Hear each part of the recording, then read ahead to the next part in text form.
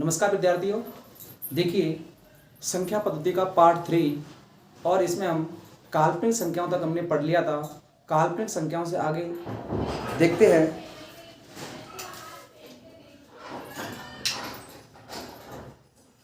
सम संख्याएं। सम संख्याएं, देखिए सम संख्याओं को इंग्लिश में कहते हैं इवन नंबर्स। इवन नंबर्स सम संख्या किसे कहते हैं?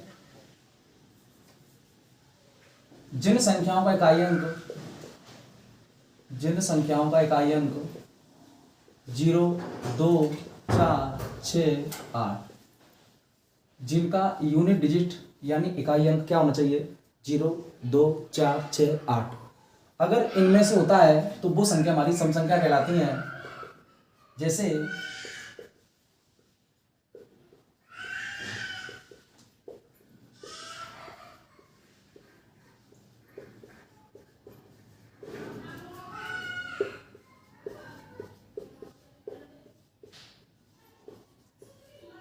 इसमें 8 आ गया, इसमें 0 आ गया, इसमें 4 आ गया, इसमें 6 आ गया, इसमें 4 आ गया, इसमें कितना आ गया? 4 आ गया। तो देखो ये सम संख्या कहलाएगी। ये सम संख्या है, ये सम संख्या है, ये सम संख्या है, ये सम संख्या है।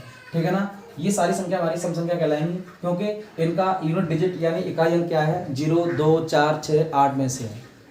ओके, इसके बाद में आता है विषम संख्याएं। विषम संख्याएं कौन संख्याएं?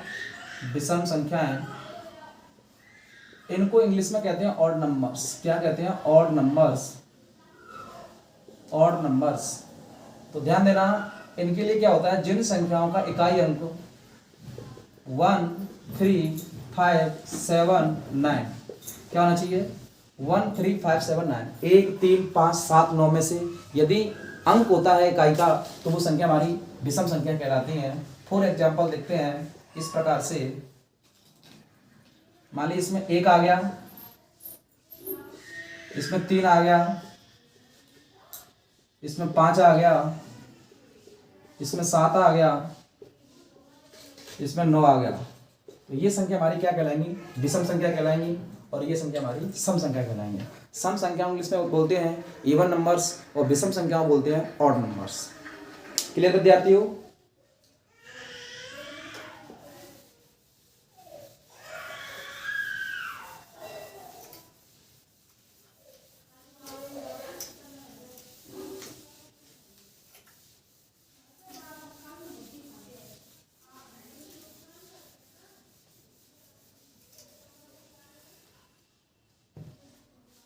इसके बाद देखते हैं हम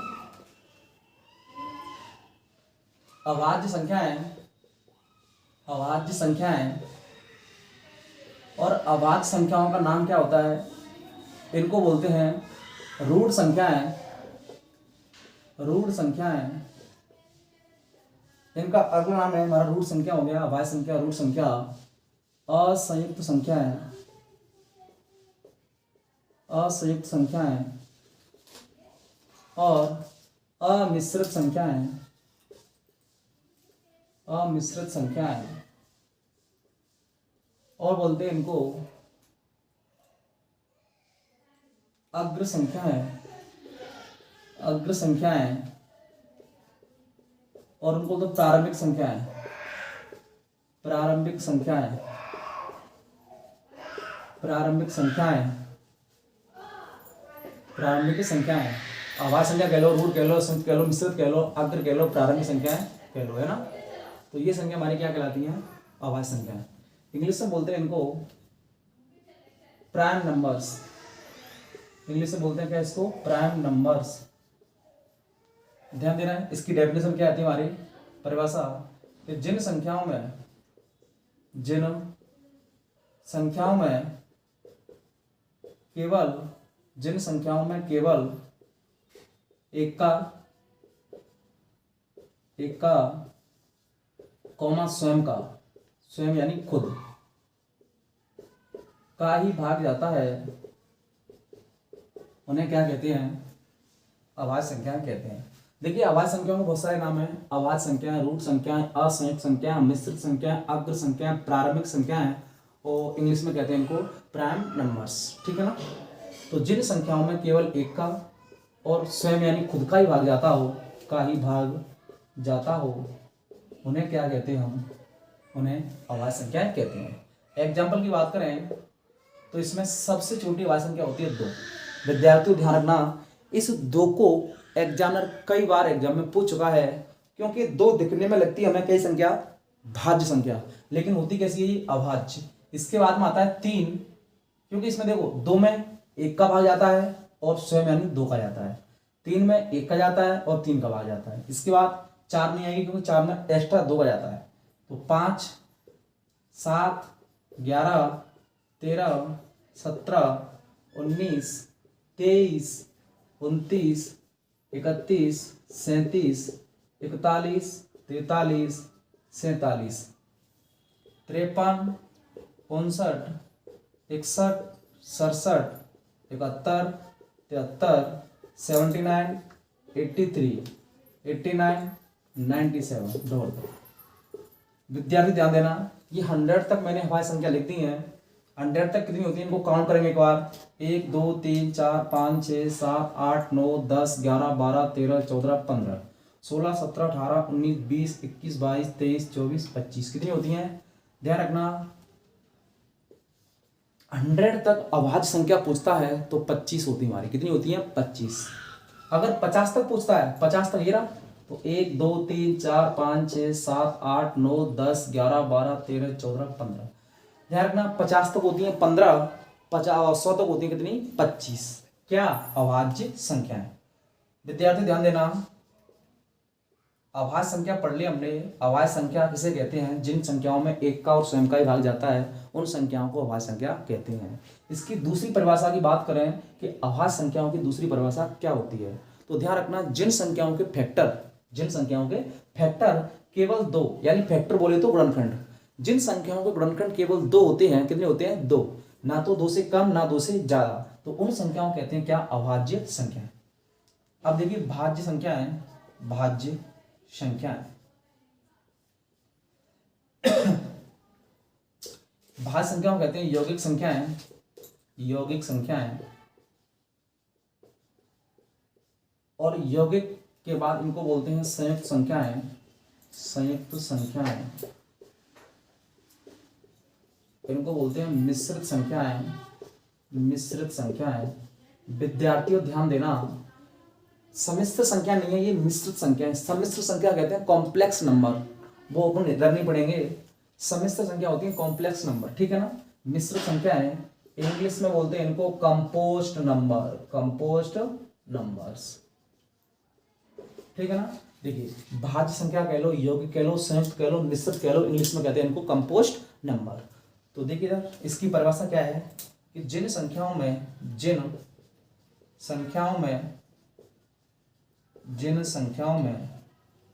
एक का, इसका एक का कॉमा स्वयं का, एक का कॉमा स्वयं का तथा अन्य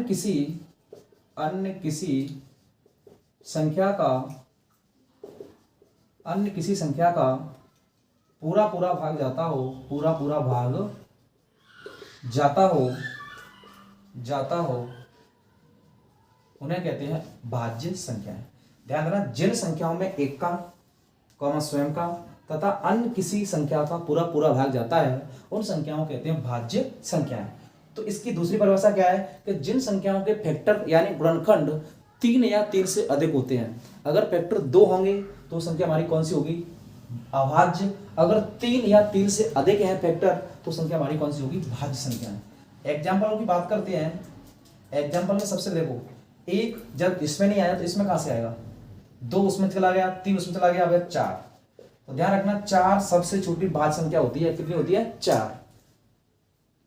इसके बाद 6, 8, 9, 10, 12, 14, 15, 16, 18, 20, 21, 22, 24 डॉट डॉट। ये संख्या हमारी देखो, जिन संख्याओं में एक का, बोले इसमें एक का भाग जाएगा, अवश्य जाएगा। स्वयं का, इसमें 4 का भाग जाएगा, बिल्कुल जाएगा। अन्य किसी का, यानी इसमें 2 का भाग और जाएगा। 6 की बात करें, इसमें 1 का भाग जाएगा, 6 का जाएगा, इसके अलावा 2 और 3 का भी जाएगा। यानी इसके फैक्टरों की बात करें, इसके फैक्टर यानी इसमें 1 का जाएगा, 2 का जाएगा, 4 का जाएगा, ठीक है ना। तो इसके फैक्टर आगे कितने, 1 2 3, तो फैक्टर कितने होने चाहिए, कम से कम 3।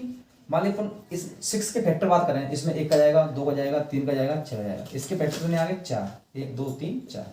इनके फैक्टर की बात करें, 2 के फैक्टर क्या होंगे, 1 और 2, 3 के फैक्टर 1 और 3, 5 के फैक्टर 1 और 5, आ रहा समझ में। यानी जिनके फैक्टर केवल 2 होते हैं, कितने होते हैं 2, वो संख्या हमारी अभाज्य होती है। और जिनके फैक्टर 3 या 3 से अधिक होते हैं, वो संख्या हमारी कैसी होती है, भाज्य संख्या होती है, ठीक है ना। या जिन संख्याओं में केवल 1 का और स्वयं का ही भाग जाता है, वो संख्या अभाज्य कहलाती हैं। और जिन संख्याओं में 1 का, स्वयं का, इसके अलावा किसी और का भाग चला जाए, वो संख्या हमारी भाज्य संख्याएं कहलाती हैं। विद्यार्थी ध्यान देना, 1 से 100 तक अभाज्य कितनी होती हैं, 25 संख्या होती हैं। 1 से 50 तक अभाज्य देखें तो 15 संख्या होती हैं। 1 से 25 तक अभाज्य देखें तो 9 संख्या होती है। कितनी होती हैं, 9।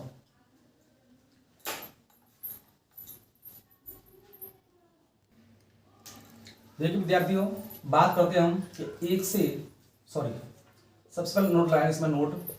नोट क्या है कि संख्या 1 ना तो भाज्य और ना ही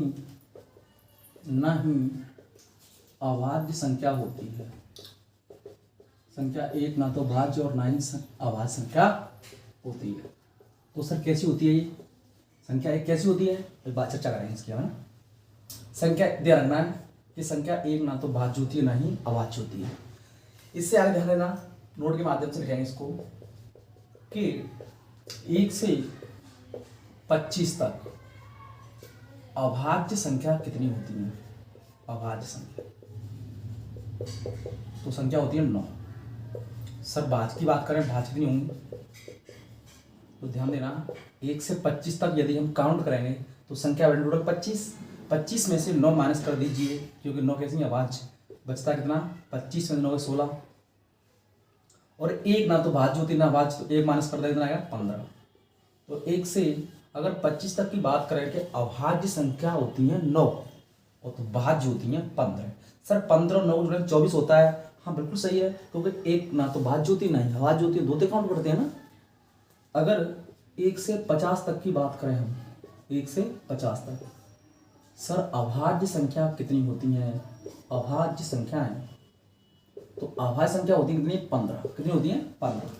भाज्य की बात करें, भाज्य संख्याएं, तो भाज्य संख्या होती हैं, देखो 1 से 50 तक की बात करें तो 1 से 50 तक टोटल संख्या 50 हो गई। 50 में से 15 माइनस कर दो 35। और 1 ना तो भाज्य होती है ना ही अभाज्य होती है, तो 34 तो भाज्य होती हैं, 15 अभाज्य होती हैं। मैं बात करता हूँ 1 से 100 तक की, 1 से 100 तक की अभाज्य संख्याएं कितनी होती हैं, अभी हमने काउंट किया था, तो 1 से 100 तक अभाज्य होती हैं 25 संख्याएं। भाज्य की बात कर लें, भाज्य संख्याएं कितनी होती हैं, भाज्य आपको पता है 100 में से 25 को माइनस कर देंगे 75 रह गया, 75 में से 1 कम कर देंगे कितना आएगा 74। सर बार बार हमें क्यों कम कर रहे हैं, क्योंकि 1 ना तो भाज्य होती ना ही अभाज्य होती है। तो इसका स्क्रीनशॉट ले लीजिए, फिर इससे थोड़ा सा आगे चर्चा करते हैं हम।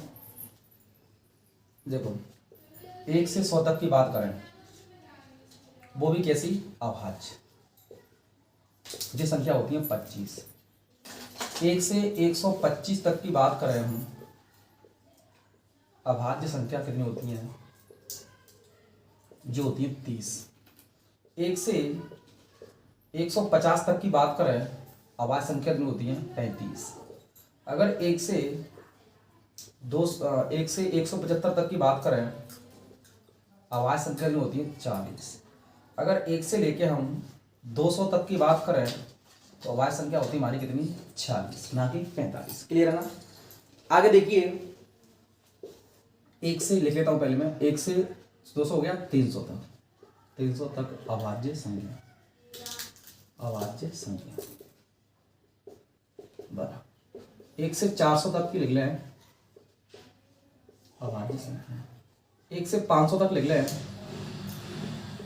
अभाज्य संख्या, और 1 से 1000 तक लिख लें हम अभाज्य संख्या। देखो ध्यान देना, 1 से 300 तक की बात करें, ये 40 हो गया।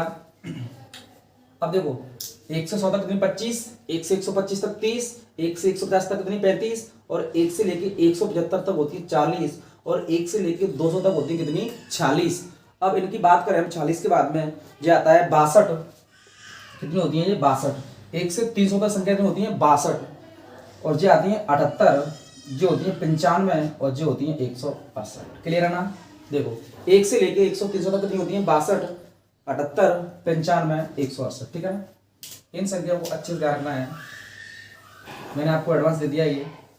हालांकि अपने पेपरों में अब तक पूछा गया है वो 100 तक पूछता है, या 25 तक पूछता है, या 100 तक, मतलब लास्ट वो 100 तक ही रुक जाता है, 100 से ऊपर नहीं आता है। यदि 100 से ऊपर जाएगा तो 1 से देखो 1 से 100 तक कितनी 25 हो गई, इधर 25 बढ़ रहा है, इधर 5 बढ़ रहा है। ये देखो 25, 30, 35, 40, फिर ये थोड़ा सा हिसाब 5 ना बढ़ करके 6 बढ़ जाता है, कितना रहता है 246 जाती है। अब देखो 62, 78, 95, 168, थोड़ा ध्यान रख लेंगे इसको। 300, 400, 500, 1000, 62, 78, 95, 168, इसको मोबाइल नंबर की तर्ज पर ध्यान रखेंगे। कोई दिक्कत? चलिए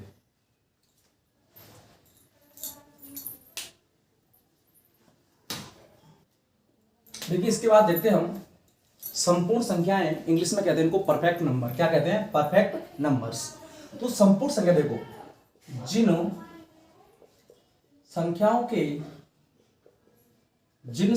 के अपवर्तकों, अपवर्तक बोले तो गुणनखंडों,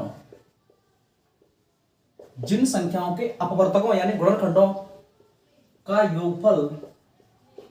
योगफल, जिन संख्याओं के अपवर्तकों यानी गुणनखंडों का योगफल दी गई संख्या से दोगुना होता है,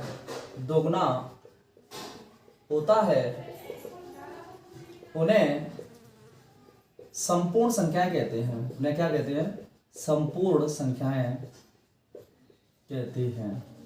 ध्यान देना कि जिन संख्याओं के अपवर्तक बोलते हैं गुणनखंड यानी फैक्टर्स का योगफल दी गई संख्या से दुगना होता है। कैसा होता है? दुगना होता है। उन संख्याओं कहते हैं संपूर्ण संख्याएं, परफेक्ट नंबर्स। वो संख्या कौन सी होती है सर? देखो सर, फर्स्ट पे लेता हूं मैं 6। इसमें किस किस का भाग जाएगा, यानी इसके फैक्टर क्या क्या आएंगे? 1, 2, 3 और 6। क्या ये इसके अपवर्तक हैं? बिल्कुल। गुणनखंड है? बिल्कुल। ठीक है ना। इनका योग क्या होगा? देखो ध्यान देना। तो 1 + 2 + 3 + 6, 6 और 3 9, 9 और 2 11 और 1 12 हो गया। अब देखो इससे ये दोगुना है कि नहीं? बिल्कुल दोगुना है, दोगुना। ठीक है ना। तो हमारी क्या संख्या कहलाएगी? संपूर्ण संख्या कहलाएगी, संपूर्ण संख्या कहलाएगी। इसके बाद लेता हूं मैं 28। देखो 28, इसके अपवर्तक क्या आएंगे, गुणनखंड क्या आएंगे? 1 का 2 है, 4 है, 7 है, 14 है, 28 है। ये इसके अपवर्तक हैं। यदि इनका योग देखें हम, इनका योग तो 1 + 2 + 4 + 7 + 14 + 28, 2 और 1 3 4 7 7 7 14 14 28 28 28 56, कितना हो गया? 56। क्या इससे ये दुगना है? बिल्कुल दुगना है। तो ये संख्या हमारी कैसी कहलाएगी? संपूर्ण संख्या यानी परफेक्ट नंबर्स कहलाएगी। क्लियर विद्यार्थियों? देखिए विद्यार्थियों, इसके बाद देखते हैं हम विशिष्ट संख्या है। कौन सी संख्या? विशिष्ट संख्या कहते हैं इंग्लिश को स्पेसिफिक नंबर।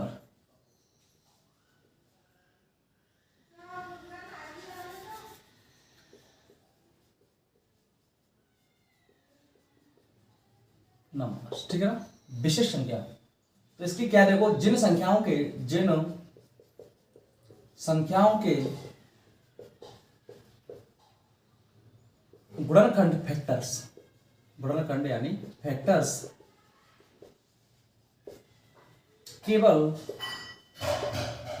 एक ही होते हैं, जिन संख्याओं के गुणनखंड कितने होते हैं? फैक्टर्स केवल एक होते हैं, उन संख्याओं को क्या कहते हैं? विशिष्ट संख्याएं कहते हैं। ध्यान देना, जब हमने भाज्य पढ़ा था तो भाज्य में हमने देखा था कि 2 सबसे छोटी अभाज्य होती है और 3 इसके बाद और 4 होती है हमारी भाज्य संख्या। यानी हमने एक को नहीं लिया था, एक नाराज हो गई थी संख्या और उसको हमने ऐसे तैसे करके, देखिए एक को हमने किसी भी प्रकार से बना करके उसको बोला कि चिंता मत कर, तेरे को हम ऐसा नाम देंगे जो किसी को आज तक मिला नहीं होगा। तो ध्यान रखना कि विशेष संख्या कौन सी होती है, जिन संख्याओं के गुणनखंड फैक्टर्स केवल एक होते हैं उन संख्याओं क्या कहते हैं, विशेष संख्या। तो इसमें एग्जाम्पल केवल एक ही आएगा, क्योंकि एक फैक्टर देखना हमें केवल ओनली एक, तो फैक्टर एक मात्र संख्या एक ही होगी जिसका फैक्टर एक होता है। बाद बाकी इसके अलावा जितनी भी संख्या होती है सबके कम से कम दो तो फैक्टर होंगे ही, ठीक है ना। तो इस प्रकार से हम देख लेंगे कि विशेष संख्या हमारी कौन सी होती है, एक होती है, ठीक है ना। इसके बाद देखेंगे अपन से अभाज्य संख्याएं, से अभाज्य संख्याएं, से अभाज्य संख्याएं। इंग्लिश में कहते हैं इनको कोप्राइम नंबर्स। क्या कहते हैं, कोप्राइम नंबर्स, कोप्राइम नंबर्स।